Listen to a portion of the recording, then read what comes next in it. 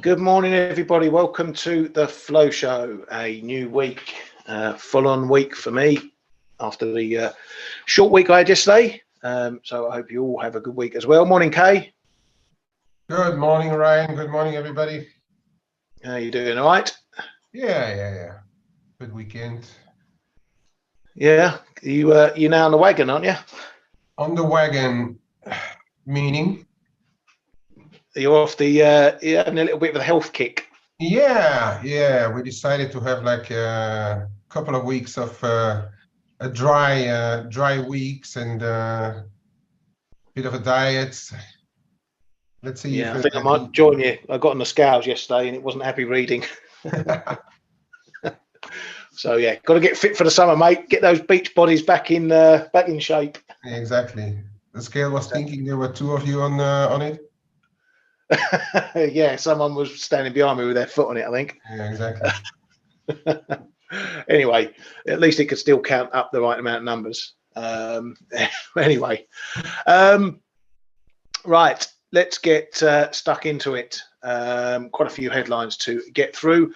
Overnight, over the weekend, the PBOC left their MLF rate unchanged there, but they did inject the lowest amount of money into the system in April, the smallest since November.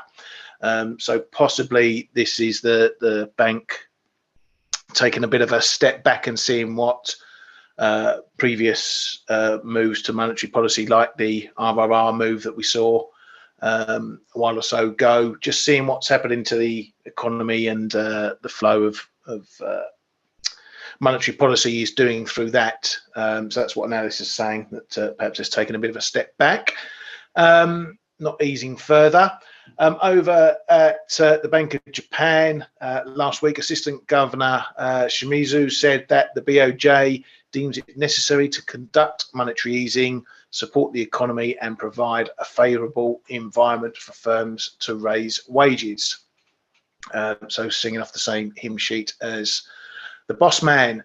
Speaking of the boss man, he's going to be in Parliament Tuesday, so that'll be sometime late tonight to early tomorrow. Press in Japan, I'll never get the name right. Gigi, is it K? Gigi? Yeah, the GG news, yeah. Yeah, saying that the BOJ will consider CPI projections for fiscal year 2025 between 1.6 and 1.9%. That's obviously below their target for what they want to get to, obviously 2%. So still setting things below that magic 2% line going forward. We'll have to see how the data develops on that front. In Australia, Treasurer Chalmers says they are looking to release the RBA review in the next week or two. There's quite a few central banks looking at their policy frameworks with their central banks to decide whether they're going to change the mandates and how they view things, look at things. Altogether, it shouldn't be anything shocking from a lot of central banks. The BOJ are potentially going to be doing one as well. But there is a bit of a chink of light to maybe getting something that we didn't know already, or they changed something. It's a bit like when the Fed moved to their average inflation targeting. They made that part of the framework of the bank, although that seems to have disappeared off the face of the planet since inflation ballooned. So yeah, next week or two for Australia to do that, and say the BOJ have one coming up potentially as well. Can be a bit of a mover if there's any big changes within those policy frameworks and what the central banks have to do thereafter. Over to New Zealand, and more inflationary pressures due to the floods and the cyclone that happened. Food prices in March were up a good chunk, particularly for fruit and vegetable prices. So that's going to have an impact, economists say, on the first quarter inflation data due this week, which potentially will keep the central bank on its policy tightening path, i.e. further hikes from the RBNZ. So something to keep an eye on for that. Over in the Eurozone, and Lagarde last week said expects Eurozone inflation to continue to fall as lagged price pressures fade out. The outlook remains surrounded by considerable uncertainty, and risks to the growth outlook are tilted to the downside. Another flood of ECB bods coming out with their rate calls. ECB Simcus says ECB are not done on raising rates. May will be 25 or 50 BPs. The size of the hike will depend on the data. Seeing inflation is falling on energy.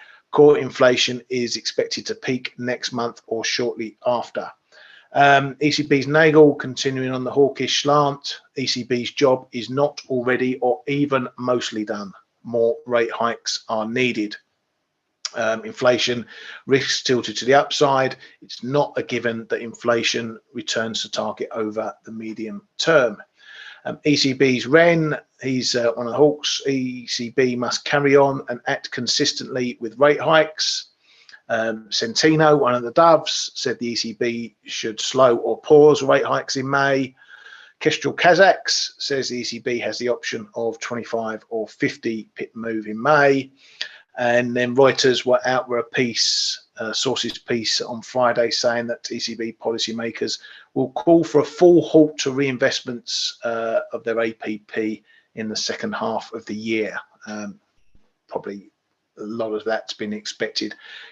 Anyway, over to the Bank of England, and Tenreiro says we're yet to see most of the impact from rate hikes and we need to be patient.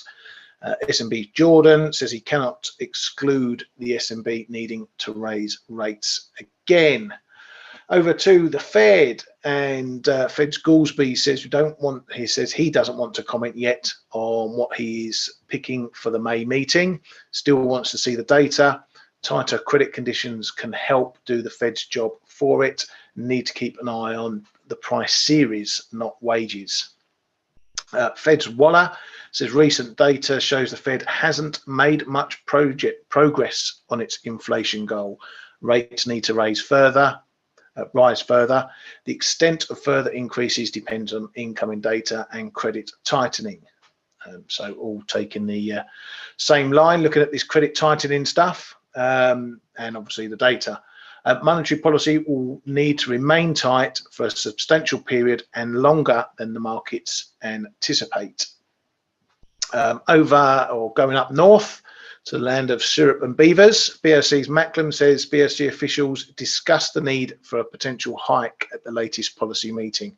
It's a bit of a hawkish tilt there, and says it's far too early for the BOC to consider rate cuts. Now, we did have a ton of data out on Friday, so we will start there first. Obviously, the big data was the retail sales in the US, which came in worse than expected in pretty much all the components. But strangely, we didn't see the same reaction selling off in the dollar. It blipped that way initially, and then completely went the opposite way. And as you all know, we saw the dollar gaining through the latter part of Friday, and has done a bit more overnight as well. So retail sales coming in much worse than expected across the board. Industrial production came in better than expected, so a bit of positive numbers coming in there for March in those.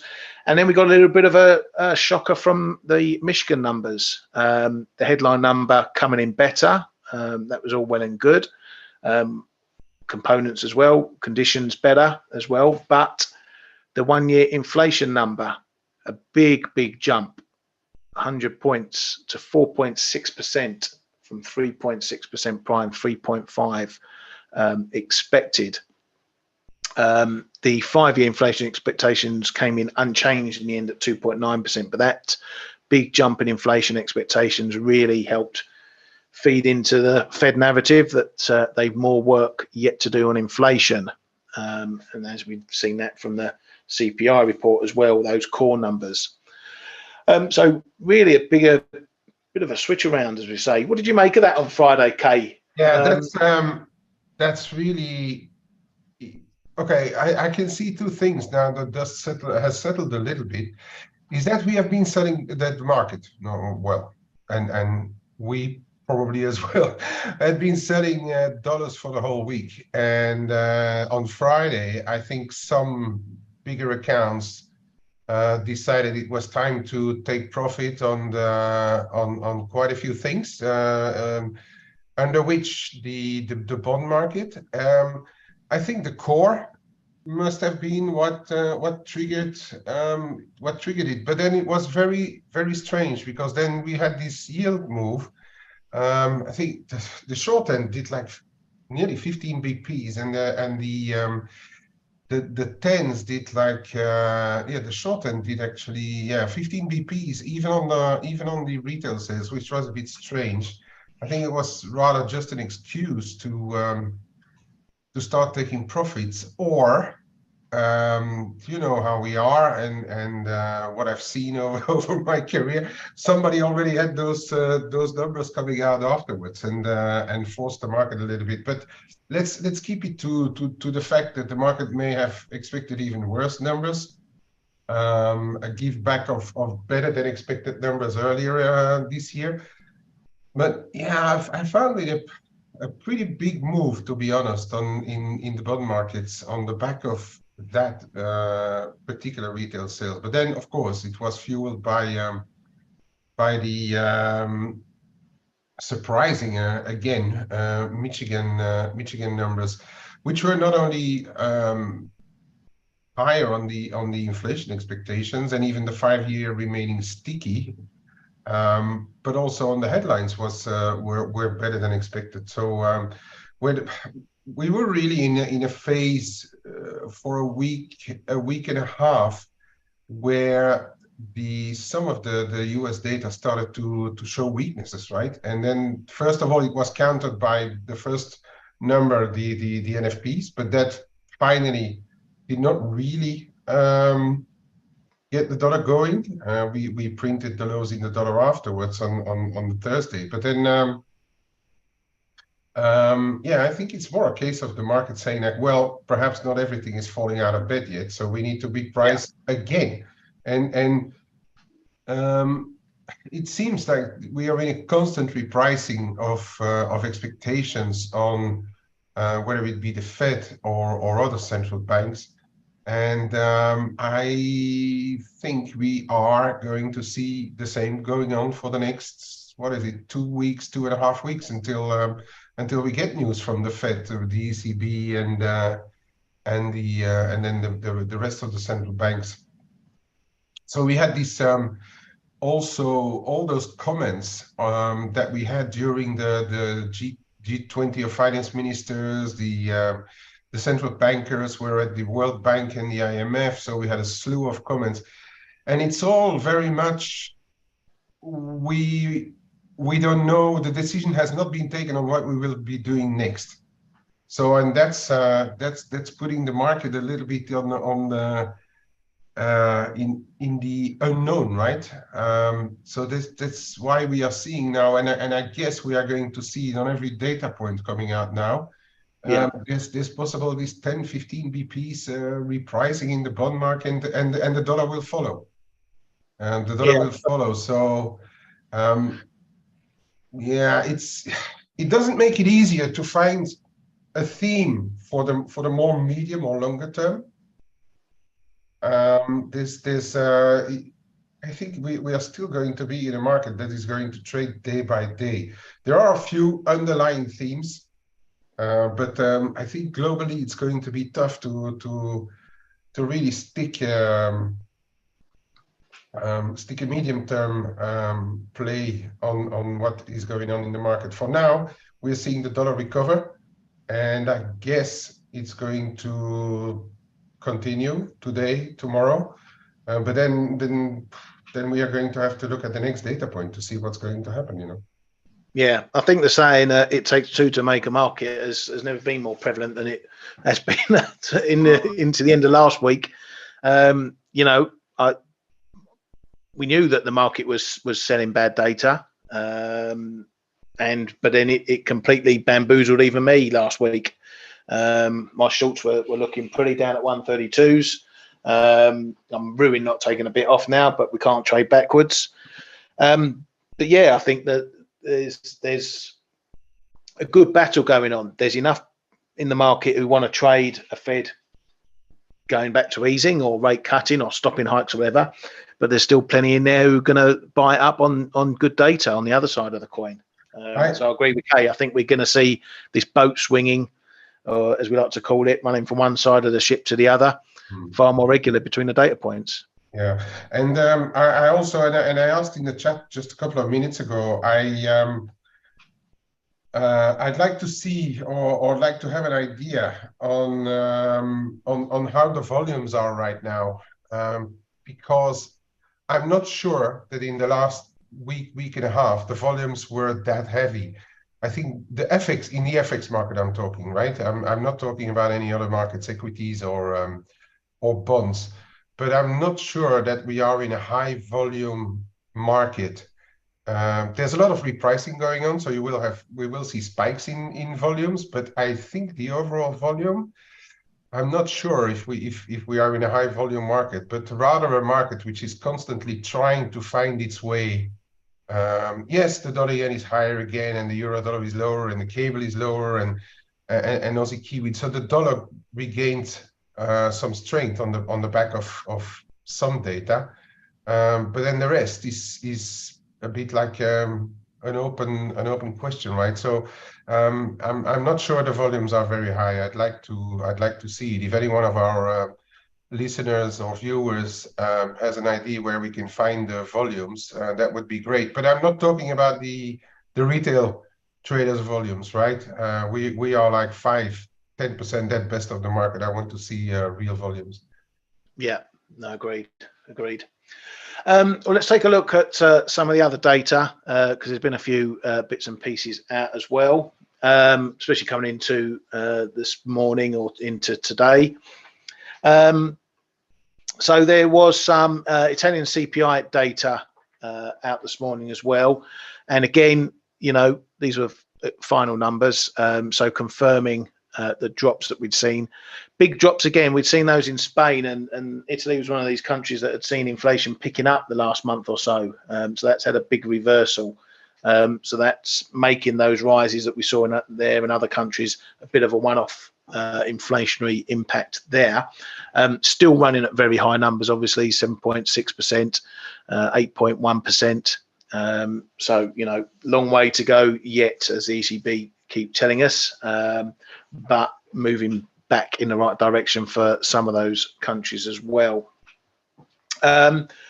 Looking at the calendar this week as well, not an awful lot coming on in the calendar this week. We do get the first of the manufacturing data of the new month. Today is the, well, I'm checking that actually. Have we got the Empire today? I can't see it on any of the other calendars. Where are we? Is the Empire today? Yeah, I'll have to let me just double check that. Where are we? Which number are you looking at? The Empire States. Yeah, coming out today. Oh, it is coming today. Oh, I'm in the wrong part. 1:30 our time. It's on there. Yeah. So that's the Empire State Day, first manufacturing data of the new month there. So we'll get the Philly Fed will be coming up later this week as well. Where is it? I can't even find it. And where's the Philly Fed? There we go. Thursday. Empire State, yeah, that prior Empire State number was a bit of a shocker, right? Was very weak, and kind of set in this move on the dollar, because then we started to talk about, hey, the numbers are starting to be a bit weaker, and that was a little bit of a shocker.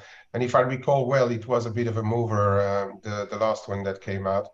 So yeah, exactly. We do have to pay a little bit of attention to that. Yeah, and we've got RBA minutes coming out, and then we've got some Chinese data, retail sales, GDP, that sort of thing. So we'll probably get a further idea of how China's doing since the grand reopening, as we're calling it. UK jobs tomorrow as well. Will be interesting to see if there's any changes in there. German zoo survey and Canadian CPI later on. So a few bits and pieces there for us to get our teeth into. UK CPI, PPI and that's the final number, I think, for HICP in the Eurozone. So catch up there. Then we got that Kiwi CPI number later on Wednesday. They'll play, as we said, into RBNZ thoughts. A bit of PPI from Germany on Thursday. Eurozone consumer confidence flash number there. Never one to really worry about. Then we start getting a bit of the housing numbers coming in from the US. On Friday, we have Japan CPI, it's probably the pick of the bunch out of that lot. UK retail sales, and then we start getting the flash PMI numbers for April coming in on Friday as well. Canada retail sales as well, and then that US S&P Global flash PMI numbers coming in there. So a few bits and pieces to keep us entertained this week anyway, but no huge big ticket data apart from that Japanese CPI number. Perhaps that's going to be pretty good, pretty big for the Bank of Japan thoughts coming in on the 28th. I think their next meeting is. So that's what we're looking at this week anyway. Coming back to prices, and you know, it has been a bit of a mess. If we look back at dollar yen, what's happened during the past week, what happened on Friday, it is looking a bit messy. Again, it's one of these situations where you can't marry a trade for too long. You've got to take the profit while it's there in case you get these big reversals. Overall, we're nudging up into this former area in the 134s that we were watching previously, very sticky area.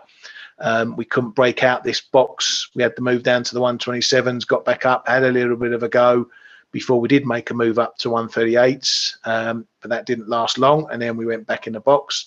So this is a bit of a traffic zone up here. Quite a bit of tech confluence coming in around this 134, 30s, 50s area. We've got the top of the daily cloud sitting around there as well. We've got this uptrend that I've been keeping an eye, half an eye, very short term thing, but it's a bit of a break for this from this move. It keeps a steady uptrend in play at the moment. The top of that comes in right in that zone as well. So if dollar yen's going to continue this move, it's probably going to need a little bit of help from yields as well. Despite me being short, I have been warning that I'm expecting that there is potentially some upside in this, particularly over the Bank of Japan. We know UEDA's been pretty much singing off the old hymn sheet, so that's going to keep the upside in favour for that, but we'll have to wait and see his first meeting to see what he actually wants to do. But this uptrend is, I think, needs respecting for the moment. It's going to need a breakdown through this 131 area. I think if we break that, then that's going to change the trend perhaps and knock out this uptrend. But in the meanwhile, what it doesn't, we need to be looking at the top side. If we do get a break above this area, we're probably going to be heading for 135 not long after that. So keep an eye on that. The next level is up 135, 30-ish, around that area. So that's next level up there. If we get above there, then maybe we're heading even further. But as Kay's been mentioning, we are going to be data dependent. So any slew of bad numbers out of the US, and we're probably going to be heading all the way back down, and yields are going to get smacked again. But good two-way markets at the moment, enough there for everyone to pick up on a side. Euro dollar, you know, thought we were getting a decent break above here. It looked like it was breaking, but it hasn't lasted. So, you know, it opened the door a bit, but we're back below, and the fact that we closed back below is significant. That's going to reinforce this area up into the 110-110.30s again. Where are we going to find support? We're finding support, bit of a break point here when we had prior resistance coming in around the 109.60s. That's where we're sort of finding a bit of support. It's going to be down here though into 109s, the lower 109s, where the bulk of support is probably going to be. If we get under there, we're heading back towards this old pivot zone, and then maybe we're going back even further. But if we do find we've got a bit of a bounce down around these low 109s, then that's going to keep this trend in play that we've had throughout March. So even though it's been a fairly decent move off this high up here, it's still not out the game, and we could go either way. What are your thoughts on the Euro K at the moment? We're talking about it this morning in a little bit in our chat room. It has rejected, but then if you look at euro crosses are still less so this morning. If we look around, but the euro crosses are still bid. So because there's still this thing in the market that's going on, thinking that the ECB will hike possibly another 50 BP. So there's a bit of rebalancing, can we say, going on still around the euro. So for the euro dollar, it's a bit of a strange or not an easy call for me right now. I've got very little positions in the euro dollar. I prefer, if I trade dollars, I'd rather trade different ones. But yeah, we rejected the move above 110 and the move above the prior high. And we need to respect that. But as you say, this and I've got something I think is around there, 109.30.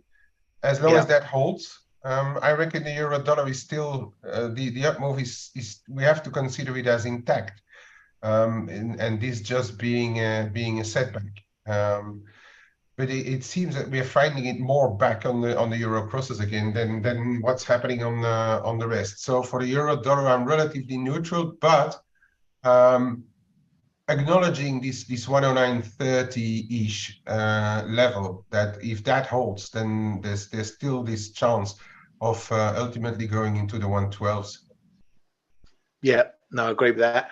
And euro sterling is another one. It did nick up to these highs again, this former area at the 88.60s.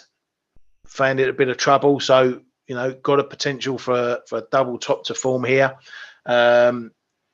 If we need a move above this 60, 65, 70 area, then that'll give us a crack at 89 probably thereafter. I'm still sitting in long to this. I'm toying with getting out some of my 88s exposure, just to put some in the bank and look to reload on the dips again. Still fancy the upside in this, but it's not going to any great lengths at the moment. Still sitting in this sort of 87, 89 range that we've been in for quite a while. And I don't see any reason why we break out of that. Sorry, mate. Ryan, if you put a trend line from the last highs there, right, 89, 80, or 90 or so, over the next high, you will see this trend line coming in right where we are now. And it's a bit of a channel on the euro sterling going on there. We tried to get above this morning, but it seems to start to fail this one. And we can actually, there's a line nearly parallel, not completely parallel on the downside as well. It looks like we have been in a bit of a channel to the downside, and now we are retesting the top of that channel. I must say that fundamentally, it's probably flows going on and the market not really, how shall I say, not having a lot of confidence in what's going on in the UK, perhaps, with all the strikes again going on. But for the rest on the fundamentals, I don't really see why right now we should break out of that range, or why sterling would really have to be weaker than the euro, unless it's all part of that big ECB play. Yeah, exactly, and that's why I'm thinking about taking some of my low 88s off, just putting some in the bank, because if it's not being driven by the fundamentals, then I might as well just take some profit on the table and look to play the range, stick to the edges, and do the old rinse and repeat. Ali, that was a great trade on your euro yen last week. Hope you put plenty in the bank on that one. A nice run to the upside. Cable, quick look at that. We're just still mooching around the 124 figure. Again, another little failure, a bit similar to the euro dollar. We had this break above, the prior high 125s, got up near 125, 50s, and then we've flummoxed all the way down again. Again, you've got to always bear in mind that the cable tends to move more than euro dollar, which can also be another influence for euro sterling. So if euro dollar's moving 20, 30 pips, cable's probably moving 40, 50 pips. So that always can have an impact in euro sterling as well. I'll let Kay have a look at this one because he's probably having a more detailed analysis on cable at the moment. I really haven't fancied trading cable for a while. You know, cable's one of these ones where you get a big move and you think, oh, it's done 500 pips. You know, that's probably enough. And then it goes and does another 500 pips while your back's turned.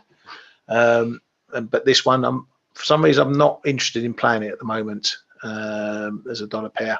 Yeah, Aussie dollar. Yeah, go on, mate. Yeah, I had a decent little nibble at it in the cable on the way up, actually. And Yeah.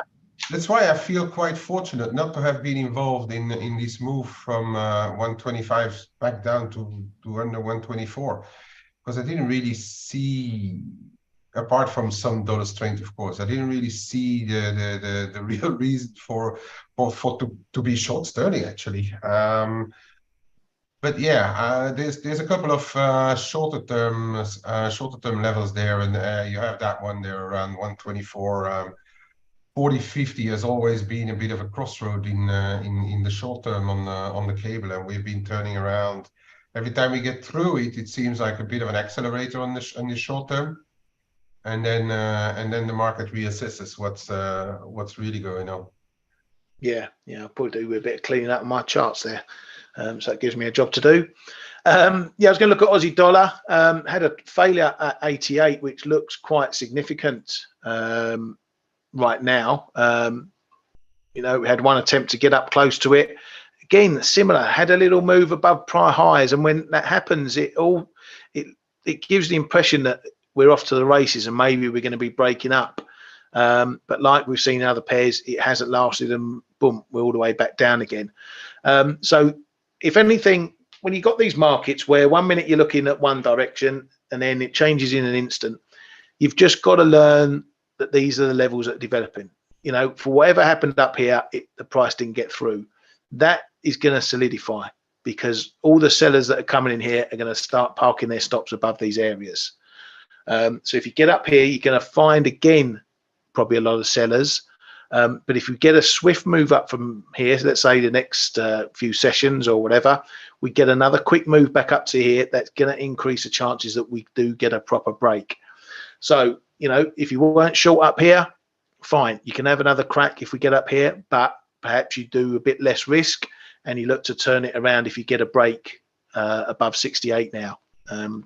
Because that, as I like to say, too many knocks on the door, and one day the door will open and off we go.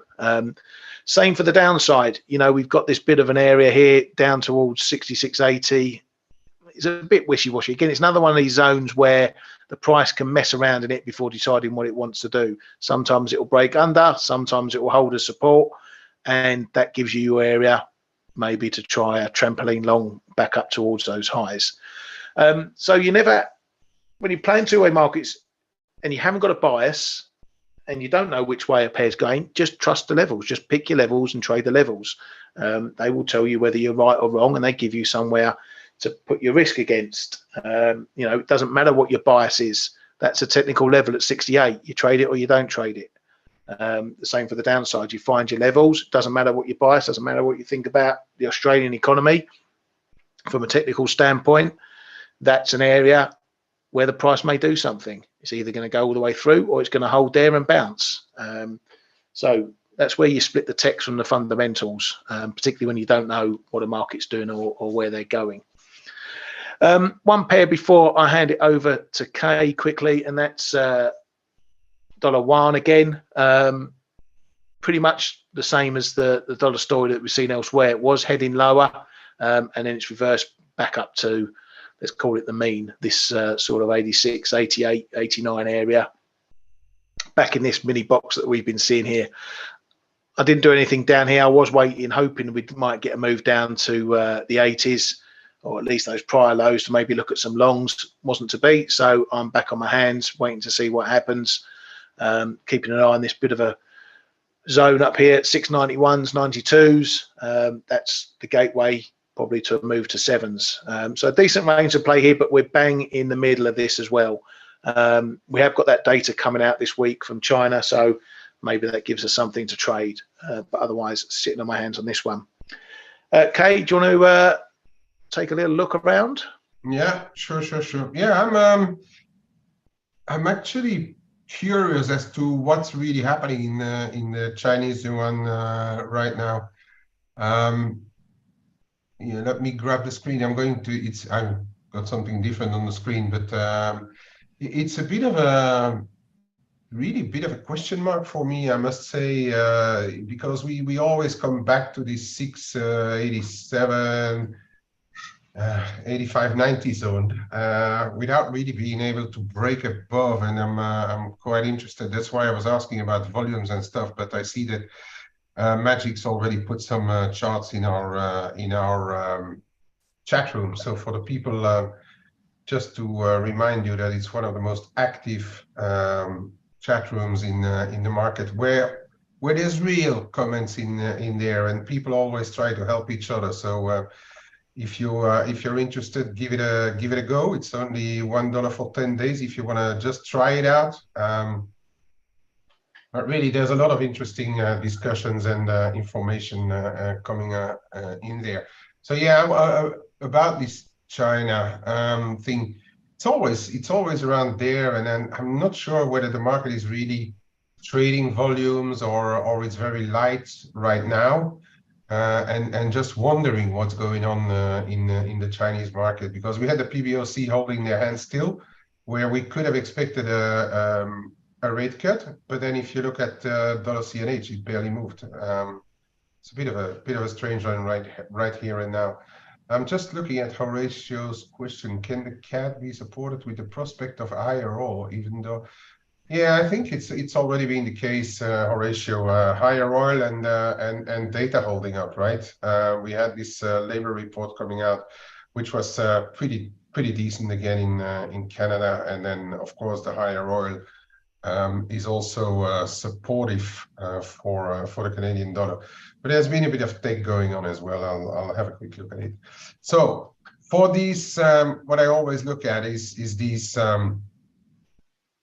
short-term differentials between the euro rates and the dollar rates. And as we can see, this is I think our first move somewhere up at 110 or here, and then we had another jump, and then that's our last week's jump. And you can see that we did the top on Thursday, Friday there between the differentials. So the tightest differentials that we had in quite a while, if you look at it, because here we're already going back to November 2021, and we are at tightest levels since then. So if you want to know one of the reasons, at least, why the euro dollar has corrected, look no further. This is what was going on there as well. The differentials between interest yields have been tightening quite a lot as well. Can we go further? Only the future will tell. I think it's up to ECB and FOMC really to tell us where the next big move in this one is going to come from. Let's have a quick look on the stuff that has corrected into that, especially Friday, right? There was a bit of a possibility for gold to reach up to 2060s, but we failed just before, and we've already retraced to the first support level here, just below 2000, around 1992, and it held. So if you want to have a first market there on gold, 1990, 1992 is your level. And then below there, I'd say the 73, 78, where this triangle expired or matured, or how do you call it? That should be another resistance, support, sorry. If we go back above, keep an eye on what's happening in the 2030s. That's likely going to be a decent resistance, if this is going to be the temporary, at least, end of the move. But nothing is sure in this market. It's also Depends how much more appetite the Chinese and the Russians have to load up more on this. But anyway, interesting levels, not too far from where we are. Silver, a bit similar. I highlighted this, I don't recall exactly when, but this zone here where I took some off as well. People in the room know, took some of my silver loans because this is an interesting bit of a traffic zone here. We stopped inside and now we are trying to correct. Ideally, I would look for corrections down to these mid 24s again to start to reload. It's very possible. Silver $1 is quickly done. And I'm going to be patient again in reloading, just looking at both sides of the coin, really, what's happening first of all to the dollar and what's happening then to yields and the risk markets to see if we get I can get some back in here and also look at the data coming in, because if you get good data, it should be relatively also supportive in some way for silver. But patience. Yeah, euro dollar I was showing there this morning. There's these triple trend lines coming in, and it's all happening down to, I think this one is going to be pretty important here around 109.30 prior top that Ryan already showed as well around here.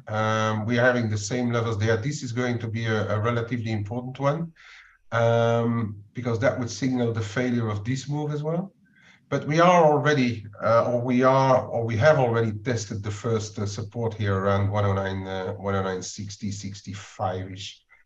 So that for the euro dollar, we have to get back above 110, 0510 to get going again. So for the time being, and there's not much on the calendar, we may as well hang around this zone and then see what the States want to do with this. I'm not a big fan of having positions in the euro dollar as such, because even with divergence, possible divergence between ECB and the Fed. Looking at the ECB bots lately, I'm not sure whether they really are going to go for 25. So could be a bit of a stalemate in the euro dollar for me in this zone, and people concentrating more on the crosses. Cable, as Ryan also showed, and this one has always been a bit of a crossroad on the cable where it's deciding. You see falter and you do a big figure. You go through, you do nearly a big figure, and it's always like being a bit of a springboard or an area where when it gets through it tends to accelerate. So for me, still in the short term, this 124.40.50 is going to be an area to watch on the cable, and I'm still. There's already something going on now in the mid to low 123s, right? 35.45 is a bit of an area, but to me the measure for strength or weakness in the cable is still going to be 122.60.70. We've halted. We stopped again on the level in the last leg higher, and if one day this falters, then it's probably that we are going to trade lower. So this is still my medium-term level on the cable. Yeah, dollar yen. Just wanted to show the. So we have this trend line, but it's only a 2-point trend line. But I told you the 133.80, 133, 134, the figure was already a level. We're turning around, but it seems that we want to go and have a look. This market wants to go and have a look at least at the top of the daily cloud, which is at 134.47 today. So that's going to be your next level to watch, and probably important on a close. And if you look at how clouds can be important, you see we've here we tested and the close stay inside. Here we go, we get through and the close is below, so we had another leg lower. And then the last couple of days, if you see, the close was bang on the bottom of the cloud, and if you start to move higher, it's usually a signal that the Japanese accounts feel comfortable still trading around the cloud. So I think it's still valid right now to keep an eye on what's happening around the cloud, knowing that this little trend line here is trying to give way now, and if that gets confirmed, why not ultimately see a move around 137? But there's going to be a lot of uncertainty in the yen, right? We're still trying to figure out what kind of guy Ueda is. There's a lot of opinions saying that it's going to be very, very slow, which is my base case, but we will see some normalization. But other people and people even in Japan are thinking that he may already start to announce at least something for the end of the month. We're having the Bank of Japan meeting results on the 28th, if I'm not mistaken, so ahead of that, we can't exclude some speculation on the yen. Perhaps some yen buyers coming in, or at least people who are short yen getting out of positions as well. So I expect a bit of ping pong into the end of the month on the yen pair. So be a bit careful. We can get a little bit volatile there. On the euro yen, as I said already, it's positive. We retested those break levels and held last Wednesday, and it's moving higher. We could be moving back to those 148s.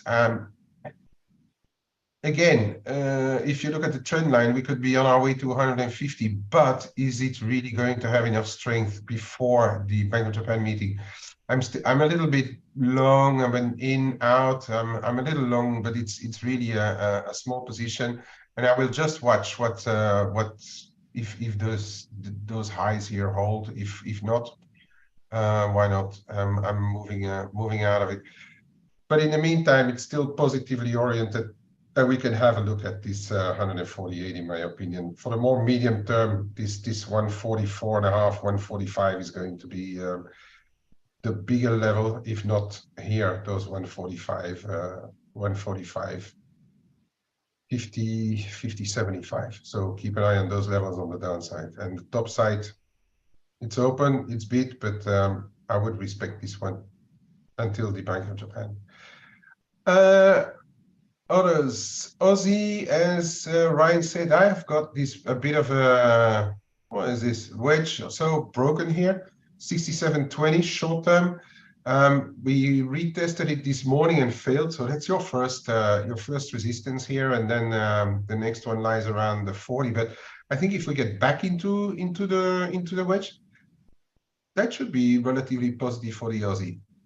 Until that happens, though, it's weak, in my opinion, weak for at least a retest of the 66.5 zone, and if why not even low 66s.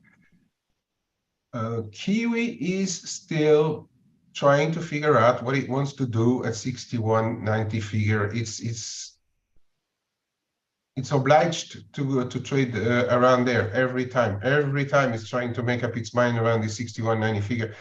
And now we have a little bit of a trend line here. It's a weak one, but we can see a little bit of channel here, and possibly, and same happens in the Aussie, possibly this being a bear flag or so. So if it breaks, we could see moves back down to 61.5, or why not 61 the figure if the dollar keeps its bid tone. Close above to tonight. Again, similar as in the Aussie, could mean that we are going to be more range trading for now. And my overall feeling is still that until the next Fed, we are going to be in broader ranges than really picking directions, firm directions, that is. A little look on what's happening in the MEX. When we failed here around that 1835.40, We now overnight, and it was a bit of a strange one. The opening overnight was well below 18. I haven't seen anything in the news unless somebody else knows what happened there in the mix, why it opened so much lower. But anyway, the mix is still doing pretty well, and being US's neighbor, it's not well, to me at least, is not very surprising. The mix is, as I've already said many times, mix is if the US is doing well, Mexico is usually doing pretty well too. And being an 11% currency, it's tough to stay short mix for a long time. Rand doing it again, went close to 18, and now we're bouncing again. So the first level here is around 18.23.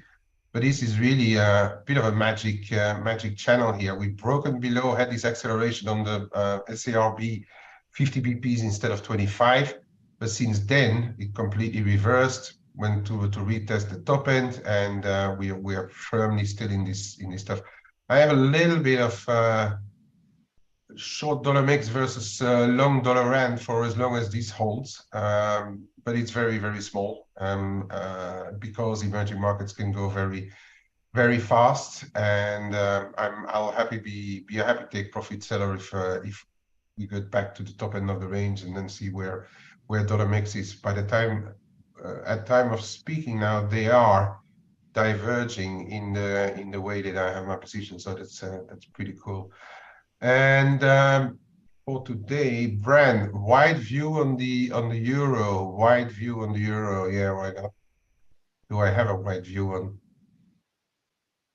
Yeah, so the wider view, Brand, is that's my 112 here, and the 112 we can find it back also on a longer term trend line, and also I think in a shorter one, I have it on a shorter chart as well.